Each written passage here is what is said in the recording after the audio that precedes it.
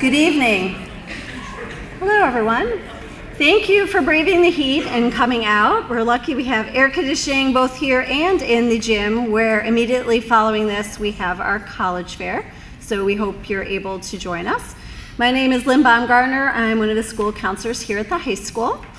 And today we have Heather Hansen, who's Associate Director of Admissions at RPI, here to talk about writing the college essay. So certainly we know that the essay is one of those tasks of the application that definitely causes a little stress and panic among our students. So she's here to give a brief overview of the process and can answer any questions you may have. So welcome, Heather. Thank you.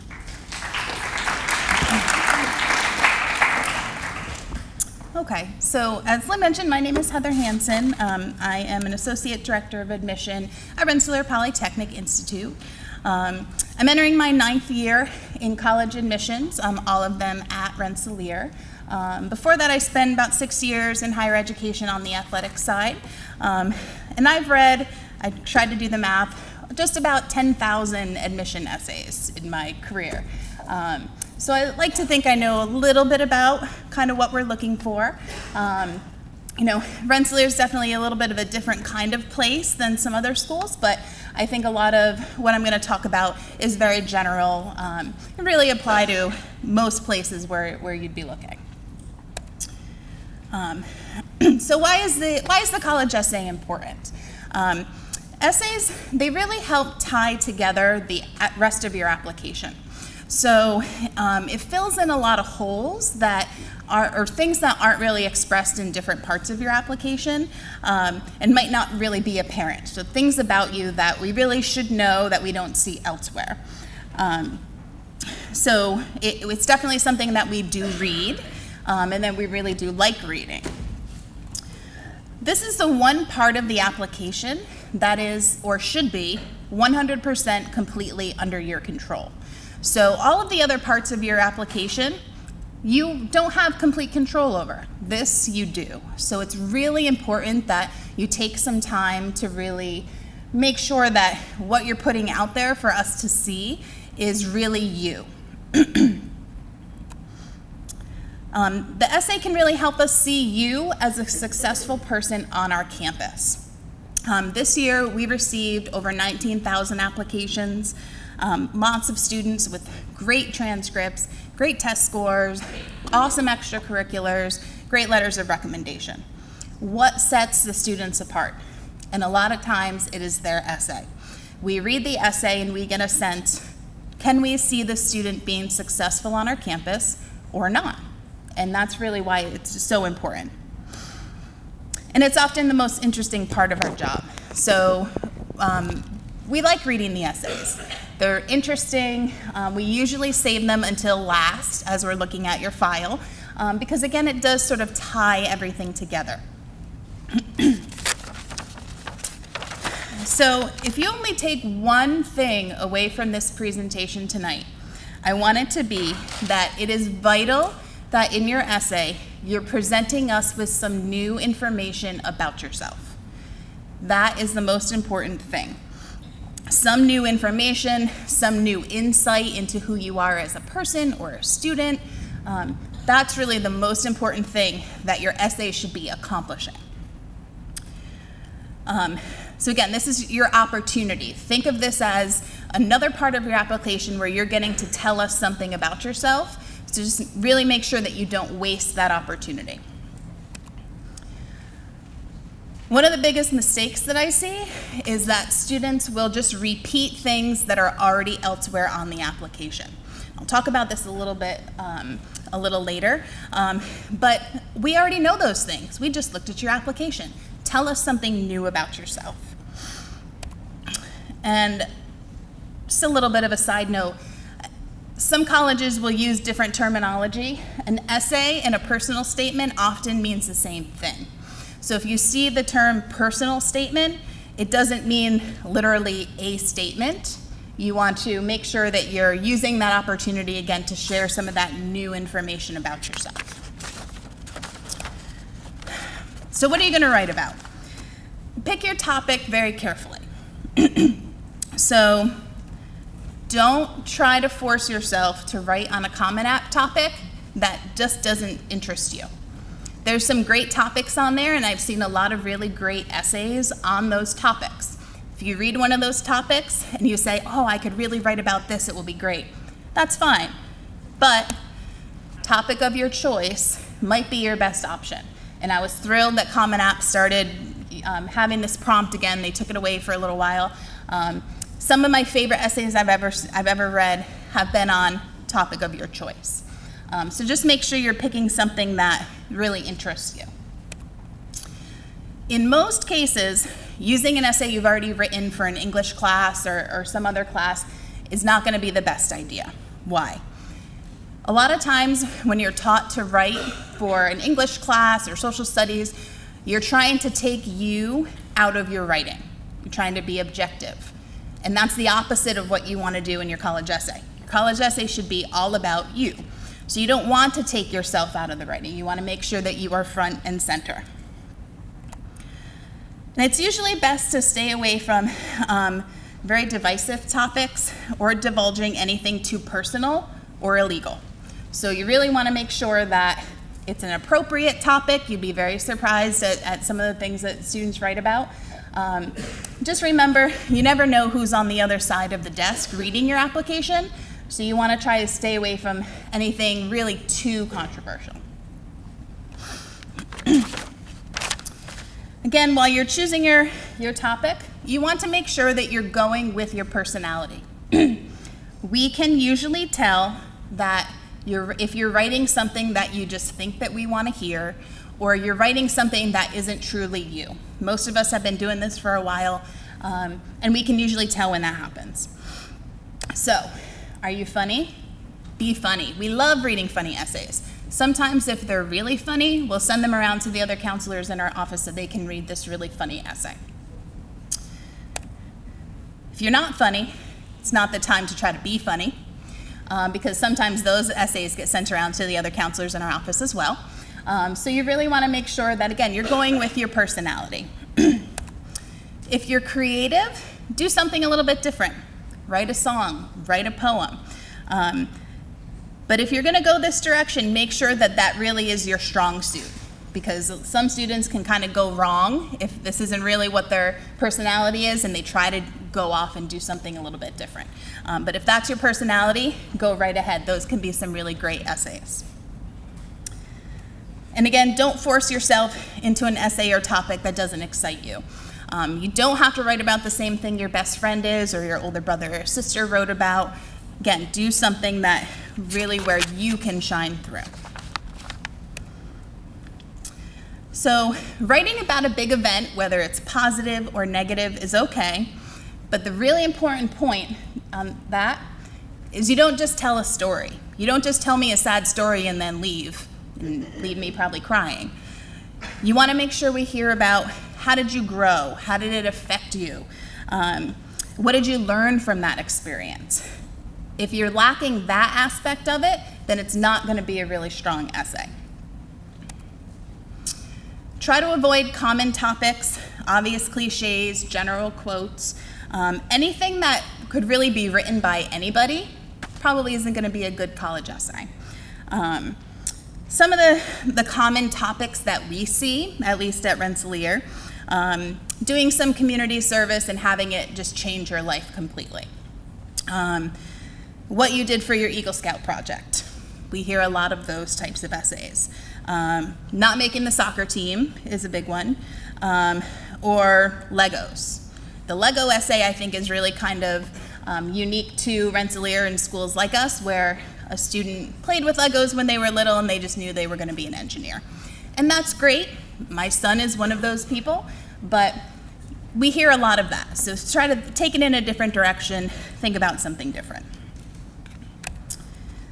Just a general note on school-specific essays. I just talked about how you want to make sure that you're picking a topic that you like and it goes with your personality. One aspect where you don't want to do that is in the school-specific essay. So they're often found in the writing supplement of the Common App, or if you're using a school-specific essay. you have much less flexibility, so you have to write on what they ask you to write for. So just make sure that you're following directions. That's one thing that isn't really apparent in the college application process, but we do pay attention to, is can the student follow directions? And you'd be surprised at the very bright students who can't follow directions on the application. And then one last thing on this, make sure that if you're writing an your Common App essay, you don't mention a specific school. That goes to everybody. So we read tons of essays each year about how this student just can't wait to go to Cornell. That's fabulous, but it kind of makes us feel not so loved. So make sure in your Common App essay or any essay that's going to go to all your schools that you're not mentioning a specific school. The school-specific essay, or why do you want to go to Rensselaer? Why do you want to go to Yale? That's where you can really get into the reasons why you're so interested in that school. So reviewing and finalizing your essay. This is a really important step. You've picked your topic, you wrote what you think is a great essay. Now you've got to step back and take a look at it. First of all, step away from the thesaurus. Using big words takes away from the flow of the reader's experience and takes away from the authenticity of your essay. We don't know a lot of high school students who use really long words every other word, so don't do it in your essay. Proofread, really important, and then also read it out loud, because again, that's going to help you understand the flow. Does this make sense? Did I put an extra word in somewhere where I didn't really need it? Am I using the same word over and over again? So it's really important to read it out loud. Remember, spell check doesn't fix all of your errors. So make sure that even if you spell checked it and you think it's great, again, read it out loud, have some other people take a look. Stay within the word count limits that are given to you. Again, longer does not mean it's better. So make sure that if you're starting to go on that second, almost to that third page, you're probably way too long. So just make sure you take a look at the different word count limits. And then one of my favorite pieces of advice is to have an adult read your essay and have it be somebody who doesn't know you very well. So a friend of your parents who you're not very close with, or maybe a teacher at your school who doesn't know you, or if you've never had them. If they come back to you and they tell you that they learned something about you through reading your essay, then you are on the right track. If they can't say that, then you might want to rethink either your topic or rewriting your essay. All right, so now some of the good stuff here. I have a few different examples, a few different little excerpts of some essays that I wanted to share. These are a few of my all-time favorite essays. So these are ones that really stick out in my mind that I always remember and always talk about. First one, and parents, you're probably with me on this one. This student wrote this great essay about how he felt his life was parallel to MacGyver's life. Students, if you don't know who he is, Google him. It's pretty awesome. And it just really told me something about the student, how he looked at his life, how he approached his life. It was just a really great essay. It gave me a lot of really great imagery to kind of come back to. Another one of my favorite essays. Again, because if you don't know who this is, look him up. The student wrote an essay set to the theme song from The Fresh Prince of Bel-Air. So I could kind of sit back, read it along to the song, and again, it was about him and his life. So I learned something about him. It's a little bit unique, but not too out there. And again, gave me something I could kind of come back to. This one is a little bit different. This was a student who wrote about how she grew up having trouble pronouncing her L's and her R's. So she had some speech issues. But unfortunately, her parents named her Laura. So whenever she said her name, it came out Wawa. And of course, she was from Pennsylvania, where there's Wawas on every corner. So she wrote about how having that obstacle sort of changed the way that she grew up, overcoming that obstacle, and how it affected her life. So it wasn't just a funny story, it was something that she really kind of brought back to her and to her experience. This next one is a little bit longer, so I'll give you a minute to read it. I cut some things out, but didn't want to cut out too much, so just take a quick look.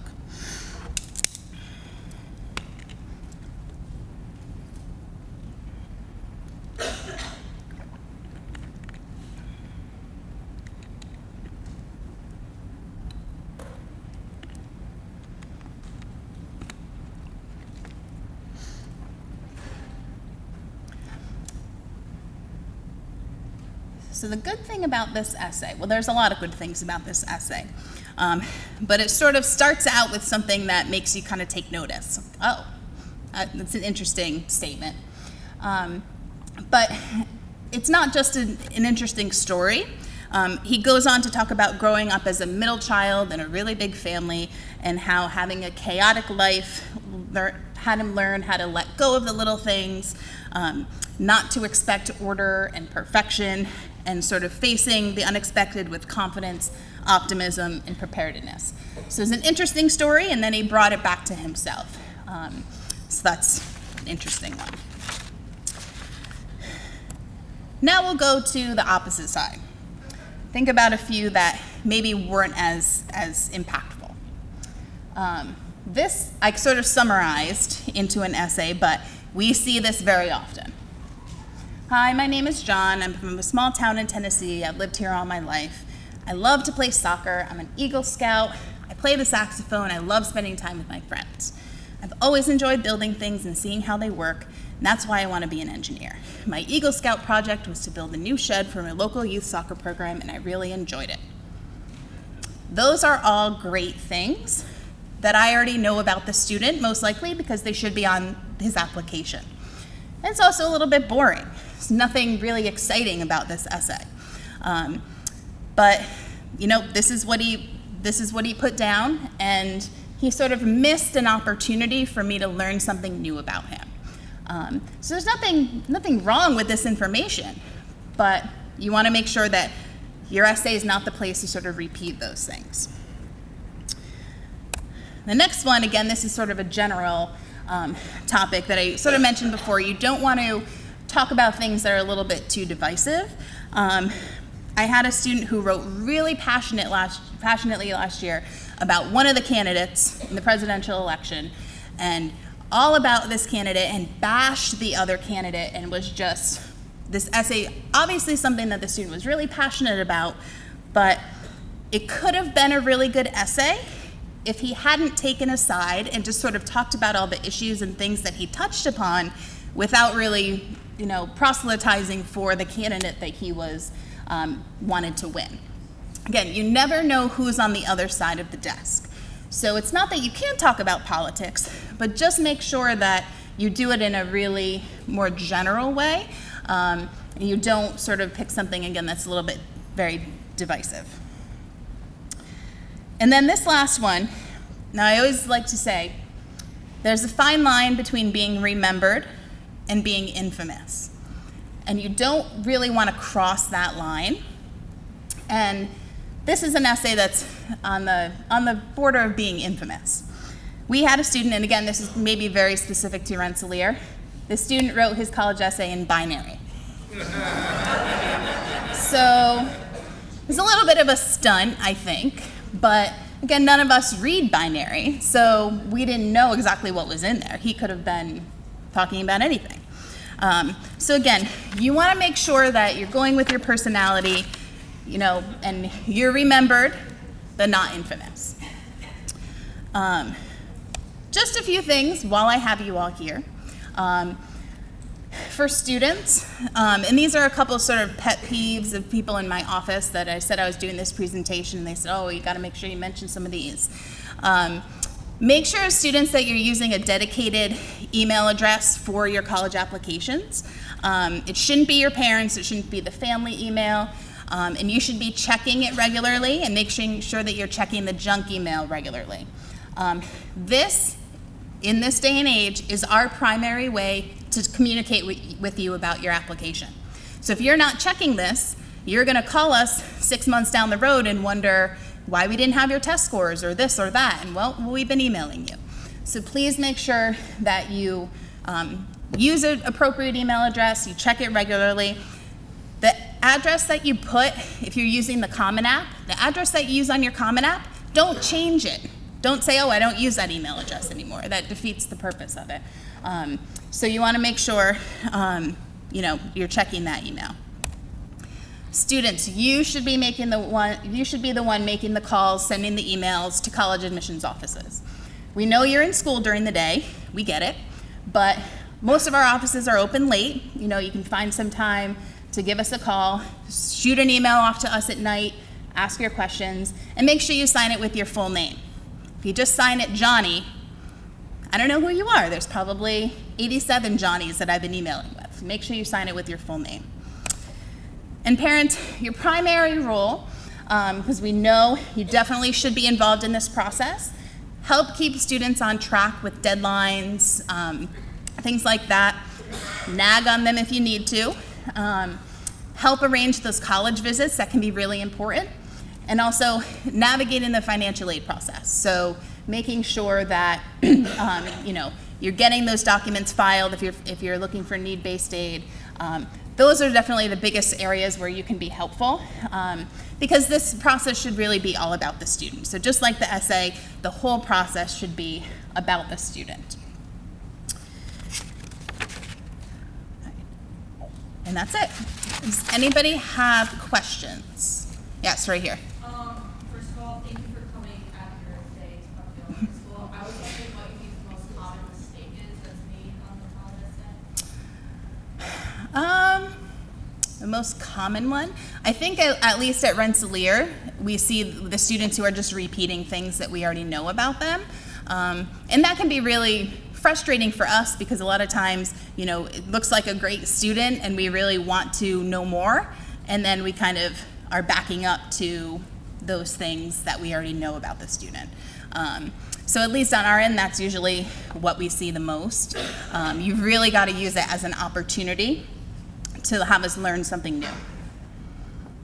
Yes? Can you write a story about sports even though you've listed sports on the application elsewhere? Absolutely. So it doesn't mean that you can't write an essay about your experience with, not making the soccer team or something, but you got to kind of step it up a little bit, because we're going to be reading a lot of essays about, oh, I learned to deal with disappointment because I didn't make the soccer team. We're going to see that a lot, and it doesn't mean that that's not a true experience and something that can be really devastating for a student, but you might want to sort of be able to give us a little bit more than just kind of that surface. That's what I mean. So it's not, you can't write about politics, you can't do all these different things, to just make sure that, again, we're learning something about you through that process. Other questions? None? Oh, here we go. Is the essay primarily used as like a tiebreaker for kids that are on like the bubble of getting in? Yes and no. At least the way that we are looking at applications, it's a piece of the puzzle. So one piece of the puzzle that's really, really great can help make up for some other pieces of the puzzle that might not be as great, depending on the situation. So are there times where I read an essay and I say, we got to take this kid, maybe his scores are a little bit lower than our average, or, maybe he didn't have that third AP, not that we're looking, it doesn't really work that way, but there are times where I say, we got to have this kid on our campus. This was such a great essay, we have to have him. Or the opposite, too. I've seen essays where I start to read it and I say, oh, no. This isn't gonna, the student's not gonna fit on our campus. So it's not necessarily a tiebreaker, but it is a piece of the pie that can kind of help balance out some other parts of the application. Yes? With that in mind, how fair is fair? I hear people say that they mostly as high school English teacher, they know a college English professor, they heard of someone who's a professional writer. Mm-hmm. It seems that there's other choices. What's right, what's morally or ethical. Mm-hmm. Yep, so the question is sort of about students who are getting sort of extra help from, a college English teacher or professional essay writers, things like that. Most of the time, I like to think, we can tell if a student's profile doesn't sort of match their essay. We can sort of tell.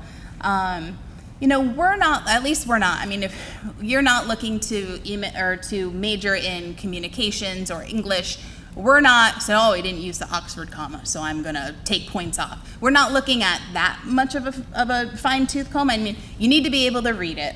It needs to be readable. It needs to show that you have a grasp of grammar and spelling and all those different things. But, in terms of an essay being sort of, grammatically perfect, we're not as concerned there as the content of it.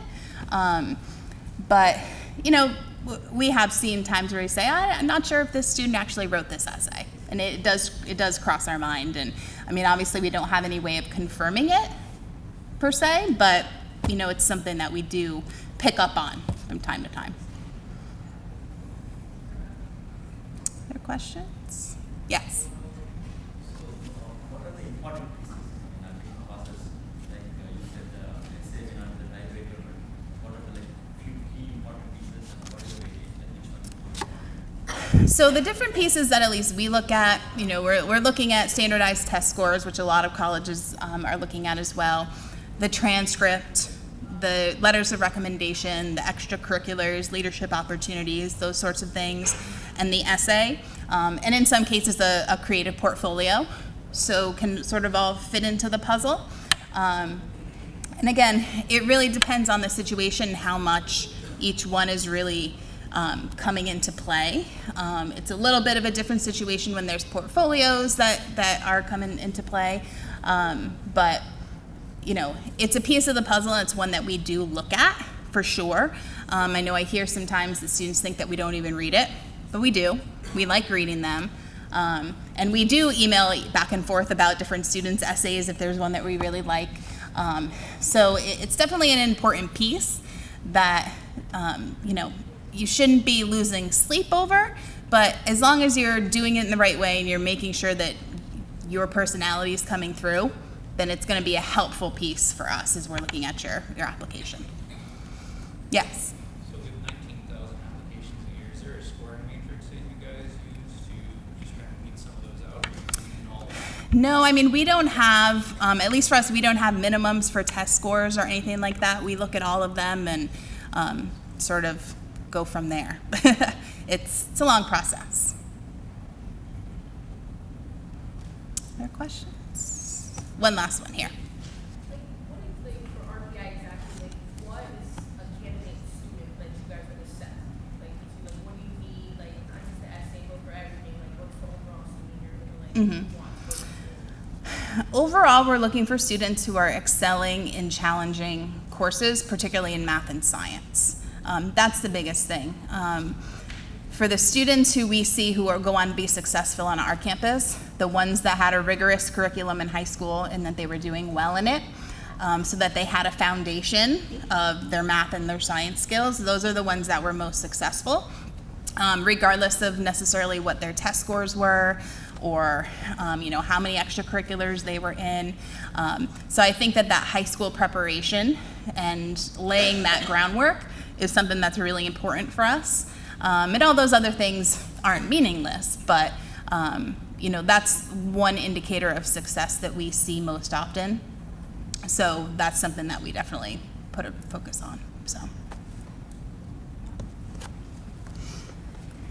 Thank you very much, Heather. We really appreciate this. I think this was a great overview, and hopefully students who have found this also. Thank you so much. So now, if you would like to head over to our college fair, it will be starting momentarily. Thank you, and have a good night.